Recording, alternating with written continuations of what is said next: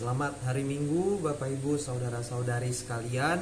Salam damai sejahtera bagi kita semua. Saat ini kita akan membaca dan merenungkan firman Tuhan. Sebelumnya mari kita berdoa. Tuhan Allah Bapa kami, pada saat ini kami bersyukur kepadamu jikalau kami boleh melaksanakan ibadah di tempat kami masing-masing. Dan melalui video pada saat ini kami akan merenungkan firman-Mu bersama-sama. Bapa, kiranya Engkau menuntun kami dalam tuntunan Roh Kudus-Mu ketika membaca dan merenungkan firman-Mu. Bapa, buat kami semakin percaya kepada firman-Mu, kepadamu ya Tuhan. Buatlah kami ya Tuhan seperti hamba-Mu Elisa, agar kami boleh semakin percaya bahwa Engkau memelihara hidup kami, bahwa Engkau penuh dengan belas kasihan dan segala keputusan-Mu adil, supaya kami ya Tuhan dalam hidup ini tetap kuat dalam mengikut Engkau dan semakin bersukacita dan bersyukur. Di dalam nama Tuhan kami Yesus Kristus kami telah berdoa. Amin. Bapak Ibu Saudara-saudari sekalian, pembacaan dan perenungan kita diambil dari kitab 2 Raja-Raja pasal 4 ayat 42 sampai 44. Memberi makan 100 orang. Datanglah seseorang dari Baal Salisa dengan membawa bagi abdi Allah roti hulu hasil, yaitu 20 roti jelai serta gandum baru dalam sebuah kantong. Lalu berkatalah Elisa, berilah itu kepada orang-orang ini supaya mereka makan. Tetapi pelayannya itu berkata, bagaimanakah aku dapat menghidangkan ini di depan 100 orang? Jawabnya, berikanlah kepada orang-orang itu supaya mereka makan. Sebab beginilah firman Tuhan, orang akan makan bahkan akan ada sisanya. Lalu dihidangkannyalah di depan mereka, maka makanlah mereka dan ada sisanya sesuai dengan firman Tuhan. Demikianlah firman Tuhan. Bapak Ibu Saudara-saudari sekalian, kisah atau perikop yang kita baca ini hampir mirip atau dapat kita pahami sebagai penunjuk tentang apa yang akan Kristus atau Mesias nanti lakukan, yaitu apa yang sudah kita ketahui, Kristus pun memberi makan 5.000 orang, sama seperti Elisa di sini memberi makan 100 orang. Kisah ini yang kita baca barusan dan kisah tentang Yesus memberi makan 5.000 orang, janganlah sekedar kita lihat sebagai mukjizat yang memudahkan hidup semata. Maksudnya, makna dalam sebuah mukjizat itu bukan sekedar supaya yang lapar menjadi kenyang, yang buta melihat, yang sakit sembuh, yang kerasukan langsung keluar setannya. Tapi mukjizat itu dimaksudkan untuk membesarkan Allah dan nilai-nilai kerajaannya. Seperti perkataan Yesus dalam epistel yang kita baca tadi, Yohanes 6 ayat 26, aku berkata kepadamu, sesungguhnya kamu mencari aku bukan karena kamu telah melihat tanda-tanda yang seharusnya membuat orang itu percaya Yesuslah Mesias. Bukan karena kamu telah melihat tanda-tanda dan percaya aku Mesias, melainkan karena kamu telah makan roti itu dan kamu kenyang.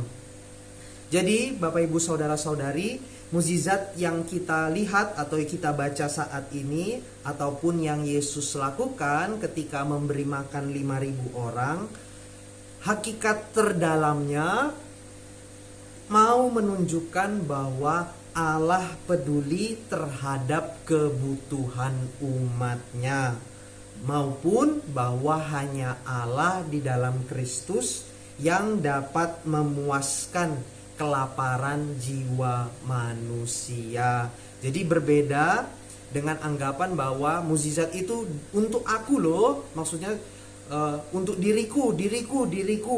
Tapi Allah memelihara umatnya supaya syukur dan pujian dan kasih semakin bertambah-tambah baginya. Jadi hidup ini bukan untuk diriku, aku kenyang, aku sembuh, aku mapan, bukan untuk kita, tetapi untuk kembali untuk membesarkan nama Tuhan. Mengapa seperti ini Bapak Ibu Saudara-saudari sekalian?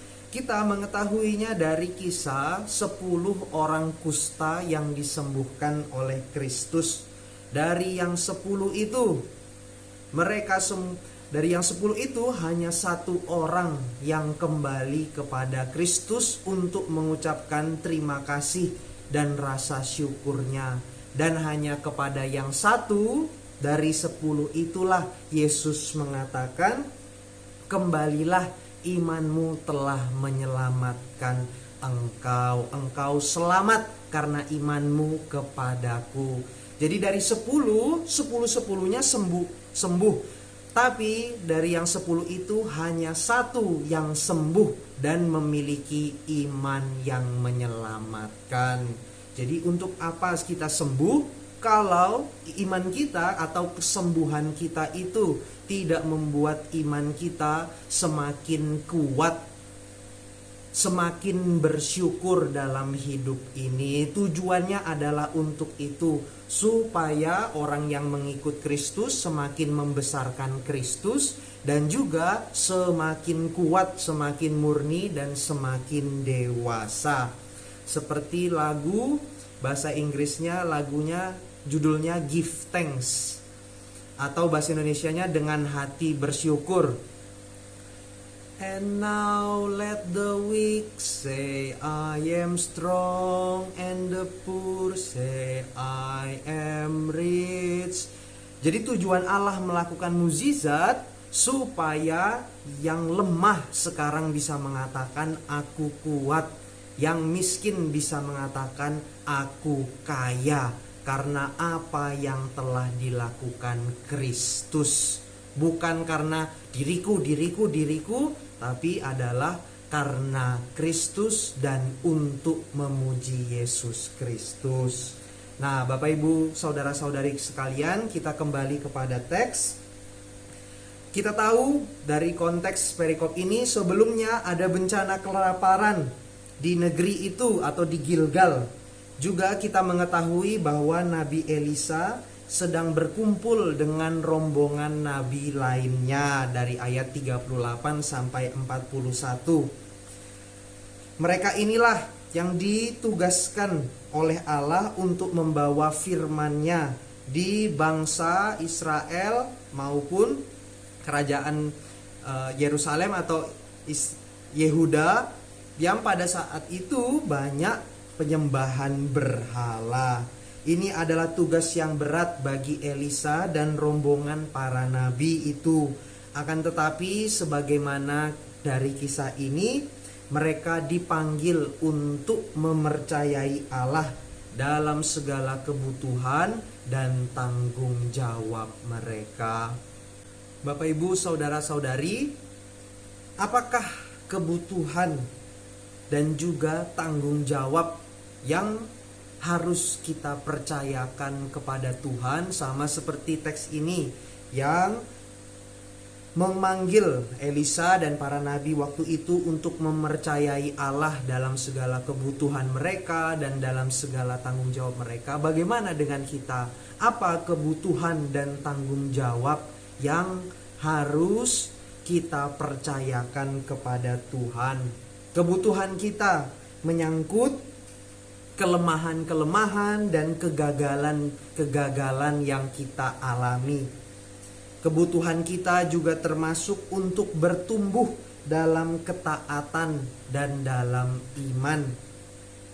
Kebutuhan kita juga untuk mengubah kebodohan dan kurangnya kebijaksanaan rohani kita. Kebutuhan kita juga termasuk masalah-masalah jasmani selama aku hidup di dunia ini. Kebutuhan kita juga pada saat ini adalah bagaimana kita menghadapi situasi pandemi yang berdampak kepada setiap kita. Mesti kita pertanyakan dan gumulkan, apa kebutuhanku yang harus aku percayakan dan sampaikan kepada Tuhan. Selain itu kita juga mempertanyakan, apakah tanggung jawab kita yang harus kita percayakan kepada Tuhan. Hal ini termasuk penggunaan karunia, talenta, dan pelayanan yang telah diberikan Allah dan juga yang akan masih diberikan Allah kepada kita. Tanggung jawab kita untuk belajar, untuk berdoa, untuk mengasihi dan peduli kepada keluarga, kepada kerabat, kepada tetangga, kepada warga jemaat, dan tanggung jawab kita di masa pandemi seperti sekarang. Bapak, Ibu, saudara-saudari, kita harus memikirkan tentang kebutuhan dan tanggung jawab kita ini, menyampaikannya dalam doa. Kebutuhan kita semuanya secara mendalam, bukan hanya yang genting-genting saja. Hanya pas sakit baru kita datang kepada Tuhan, hanya pas kita lagi butuh baru kita datang kepada Tuhan. Tapi Bapak, Ibu, saudara-saudari, sebenarnya kita ini sangat membutuhkan pertolongan Tuhan. Bahkan dikala kita sehat, bahkan dikala hidup kita tampaknya aman, kita harus memikirkan, aku butuh apa lagi. Karena Allah hendak memenuhi kebutuhan kita sebagai orang-orang yang telah menerima janjinya. Jadi jangan hanya berpikir bahwa ini tentang material, tentang sakit penyakit, tentang pergumulan yang tampak, tapi juga adalah pergumulan yang tidak tampak. Seperti yang tadi yang kita pertanyakan, misalnya kebutuhan kita karena kita kurang bijaksana dalam rohani, kebutuhan kita untuk bertumbuh semakin murni, semakin taat kepada Tuhan. Hal itu pun harus kita sampaikan, bukan hanya apa yang kebutuhan yang saat ini saja, tetapi kebutuhan kita secara jasmani dan juga rohani. Karena kita adalah orang-orang yang lemah, dan iblis dikatakan seperti singa yang mengaum dan mengincar untuk memangsa kita. Apakah kita kuat melawan iblis? Oleh karena itu, di tengah perasaan aman kita pun, karena mungkin tidak ada yang mengganggu saat ini, banyak sebetulnya kebutuhan kita. Pendeta John Piper pernah menyatakan dalam tema tentang doa, dia bilang seperti ini: sebelum saya mendoakan orang lain, saya selalu mendoakan diri saya sendiri. Dan sangat banyak yang saya doakan untuk diri saya sendiri. Maksudnya Bapak, Ibu, saudara-saudari sekalian, kita ini harus sadar kita adalah orang yang lemah. Tanpa Tuhan kita tidak bisa berbuat apa-apa. Kita harus meminta dan memohon. Jangan merasa sudah mampu, sudah oke, sudah bisa. Makanya dikatakan berjaga-jagalah dan berdoalah. Roh memang penurut, tetapi daging lemah. Dalam pikiran kita kuat, tapi realitanya untuk bangun saja susah setengah mati. Kita ini orang-orang yang lemah. Melihat sesuatu sudah kita ingini. Roh memang penurut, tetapi daging lemah. Dan karena itu kita memiliki banyak kebutuhan yang hanya bisa dipuaskan, yang hanya bisa dipenuhi oleh Allah. Dalam teks ini secara khusus kita menyoroti dua karakter orang. Meskipun ada orang-orang lain seperti yang memberikan roti jelai dan gandum itu dari Baal Selisa, dan juga ada 100 orang yang bersama-sama dengan Elisa. Namun saat ini perenungan kita batasi dari keberadaan dua tokoh, yakni Elisa dan pelayannya dalam memandang situasi yang sama. Elisa mengatakan kepada pelayan itu, berilah itu atau roti jelai dan gandum ini kepada orang-orang ini supaya mereka makan. Jawab pelayan itu, bagaimana aku dapat menghidangkan ini di depan 100 orang? Elisa menjawab, berikanlah kepada orang-orang itu supaya mereka makan, sebab beginilah firman Tuhan, orang akan makan bahkan ada sisanya.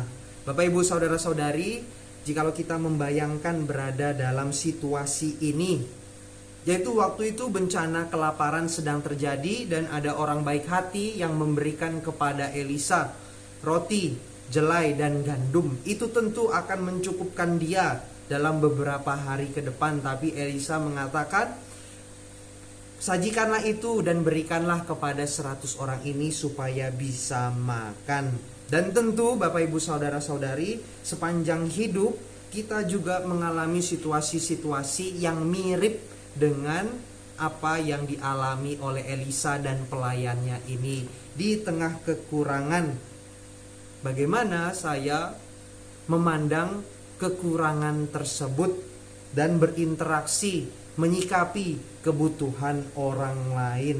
Untuk diri sendiri saja saya masih kurang. Kita kerap berhadapan dengan situasi kelangkaan hal-hal yang kita perlukan. Bagaimana kita bisa memperoleh solusi, Bapak Ibu saudara-saudari? Bagaimana kita menghadapi hal ini?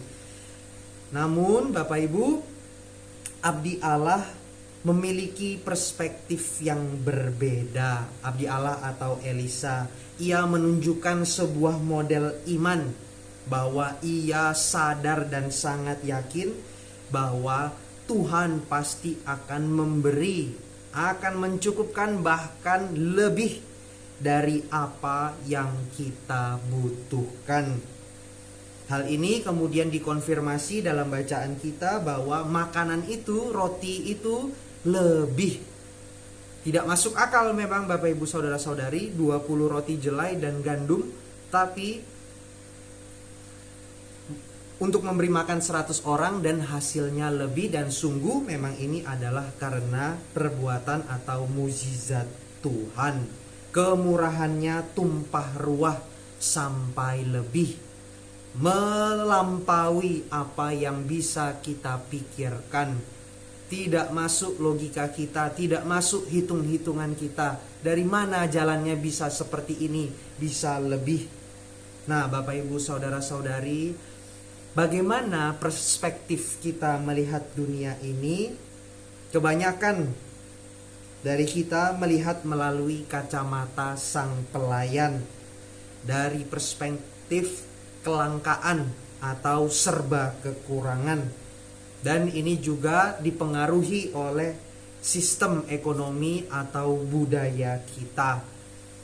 Iklan-iklan mengingatkan kita bahwa kita merasa rendah kalau tidak memiliki apa yang diiklankan. Misalnya adalah contoh sederhana, handphone baru. Kita berpikir akan lebih diterima masyarakat dan memiliki akses yang lebih di dunia jikalau kita membelinya. Padahal tidak harus yang baru. Sekarang pun handphone yang biasa bisa untuk bermacam hal yang juga bisa diakses oleh handphone yang mahal-mahal. Ini hanya contoh ya Bapak Ibu saudara-saudari sekalian, bahwa ekonomi dan kebudayaan kita membuat kita merasa rendah kalau tidak begini, kalau tidak punya itu. Persaingan terus-menerus memenuhi budaya kita. Persaingan, gengsi, membuat kita merasa atau menjadi buruk, selalu merasa kekurangan dan tidak bersyukur dan tidak kuat seperti lagu tadi. Yang lemah dapat mengatakan aku kuat, yang miskin dapat mengatakan aku kaya. Bukan karena materialnya, tapi karena apa yang Kristus telah perbuat. Memang HP ku HP biasa, tapi aku kaya karena aku tahu Allah sangat mengasihiku hingga Kristus dikorbankannya supaya aku menjadi anaknya, menjadi ahli waris kerajaannya. Yang miskin sekarang dapat mengatakan aku kaya, sedangkan budaya dunia dan ekonomi dunia selalu mengatakan kamu rendah, kamu kurang. Lihat itu teman-temanmu, bisa begini, bisa begitu. Lihat itu yang di sana sudah begini, sudah begitu. Kamu bagaimana? Dan kita kurang bersyukur karena pandangan yang demikian. Tapi Bapak Ibu saudara-saudari, di sini abdi Allah melihat dari perspektif yang lain, dan kita pun diundang untuk melihat dari perspektif yang berbeda, yaitu perspektif orang percaya. Ketimbang terpaku pada kekurangan-kekurangan, jikalau kita membandingkannya dengan yang lain, ketimbang terpaku kepada hal itu, abdi Allah melihat bahwa Allah akan memelihara dan memenuhi kebutuhan umatnya. Teks ini mengajak kita untuk melihat bahwa Allah berperan dalam hidup manusia. Ketimbang khawatir, kita harus melibatkan Tuhan dalam setiap pilihan dan setiap persoalan. Bapak Ibu saudara-saudari, ada kesaksian dari seorang pendeta, namanya Pendeta Andar Ismail. Jadi mereka dulu dalam keadaan ekonomi yang susah. Papa mamanya Pendeta Andar ini bukan orang kaya. Jadi dalam bukunya ada tentang lemper. Kalau saya tidak salah ya, pokoknya yang saya ingat pendeta ini ada punya satu makanan kesukaan. Tapi Bapak Ibu saudara-saudari, ibunya ini punya kebiasaan untuk menyisihkan apa yang ada di rumah mereka, padahal mereka orang yang juga maksudnya pas-pasan sekali, tapi ibunya Pendeta Andar Ismail ini punya kebiasaan untuk mengantar makanan kepada tetangga-tetangga yang lebih susah dari mereka.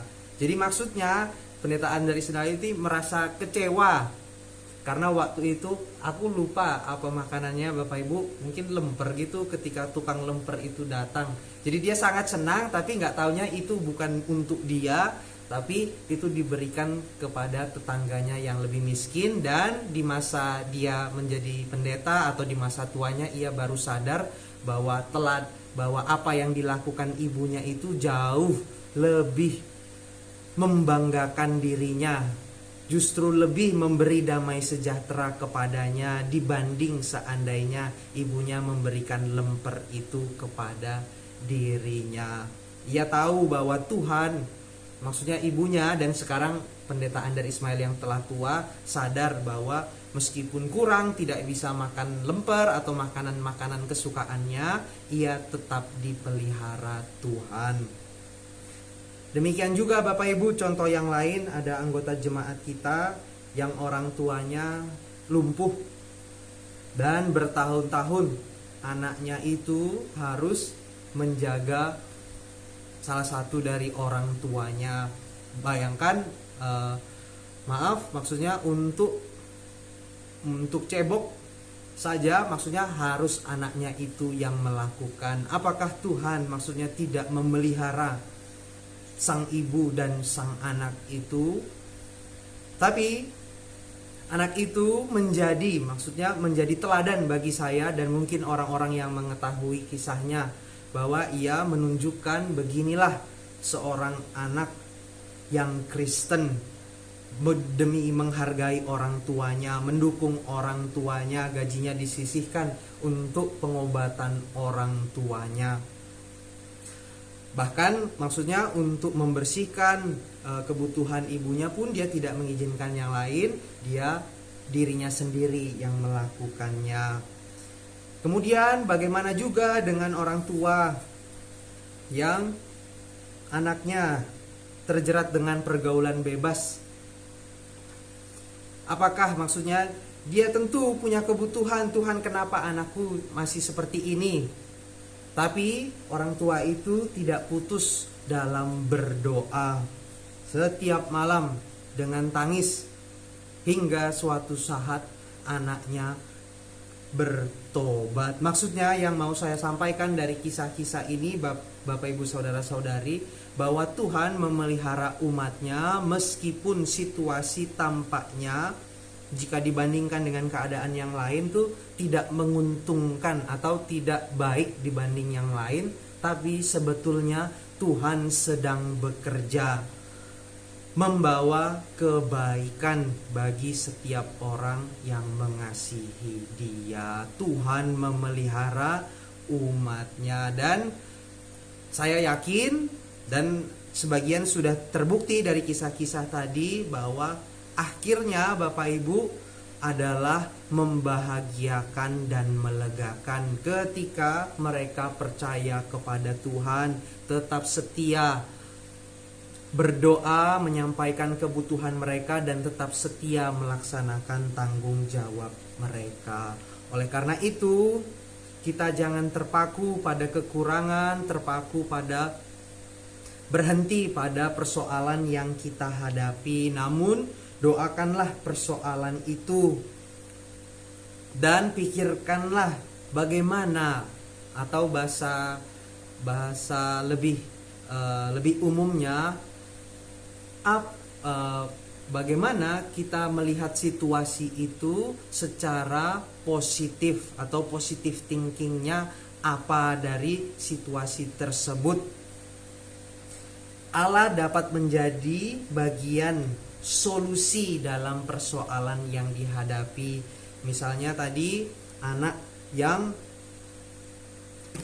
berbakti kepada orang tuanya yang sakit itu menjadi kesaksian bagi banyak orang bahwa ia kuat, dan tentulah ini menjadi teladan bagi saya, bagi orang-orang lain. Seandainya orang tuaku begitu, aku pun akan siap, karena sudah ada contohnya bahwa Tuhan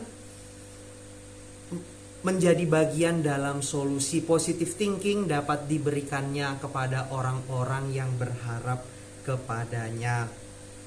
Dan juga Bapak Ibu Saudara-saudari, kita harus mengaku bahwa kita membutuhkan pertolongan juga, bahwa saya tidak bisa menyelesaikannya seorang diri tanpa memohon pertolongan Tuhan. Karena banyak orang yang di dalam kesusahannya bukannya berseru kepada Tuhan, tapi ia kerja terus.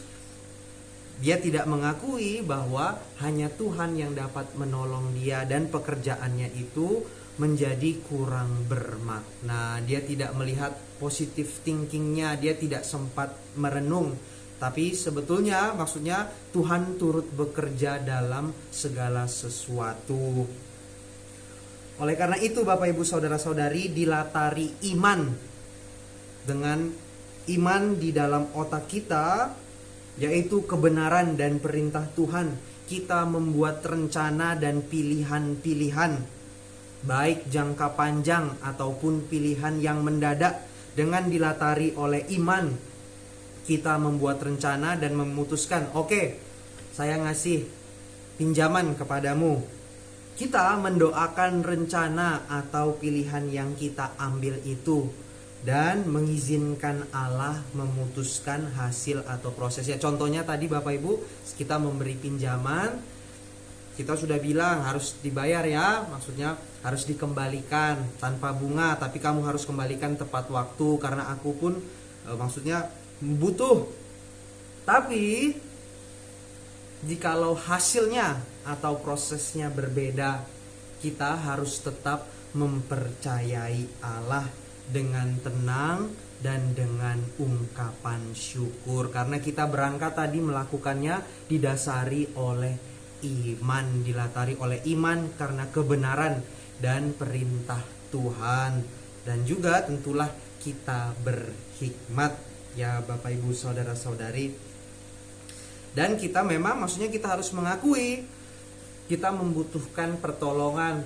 Tuhan, temanku tidak mengembalikan apa yang ia pinjam kepadaku, dan aku pun tidak punya harta yang banyak. Berikanlah aku kecukupan, berikanlah aku rezeki.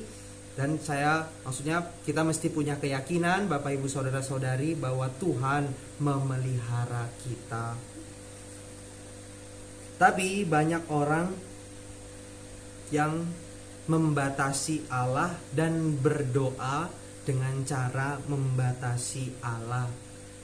Ikon seperti inilah, harus seperti ini, harus berhasil rencanaku ini Tuhan. Tapi Bapak Ibu saudara-saudari, bagaimana kalau tidak berhasil? Apakah Allah tidak memelihara aku? Tentulah tidak. Kita boleh sedih dan meratap karena apa yang kita rencanakan, apa yang kita pilih, ternyata hasil atau prosesnya tidak seperti apa yang kita rencanakan. Kita boleh sedih dan meratap, tapi kita harus kembali bangkit.